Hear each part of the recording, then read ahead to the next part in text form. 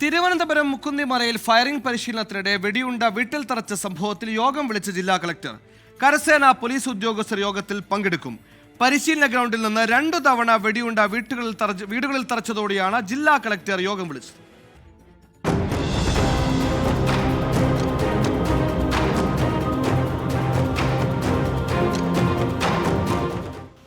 നാളെ വൈകിട്ട് 3 മണിക്കാണ് ജില്ലാ കളക്ടറുടെ അധ്യക്ഷതയിൽ യോഗം വിളിച്ചിരിക്കുന്നത്. കരസേന 91 ബ്രിഗേഡിലെ അധികൃതരും പോലീസ് ഉദ്യോഗസ്ഥരും യോഗത്തിൽ പങ്കെടുക്കും. ഇത്തരം സംഭവങ്ങൾ ആവർത്തിക്കാതിരിക്കാനുള്ള നടപടികളാണ് അജണ്ട. 2 ആഴ്ച മുമ്പാണ് മലയിൻകീഴ് വിളവൂർക്കലിൽ വീടിന്റെ ഷീറ്റ് തുളഞ്ഞ് വെടിയുണ്ട അകത്ത് പതിഞ്ഞത്. പുറത്തുപോയ കുടുംബം തിരിച്ചെത്തിയപ്പോഴാണ് ഹാളിലെ സോഫയിൽ വെടിയുണ്ട കണ്ടത്.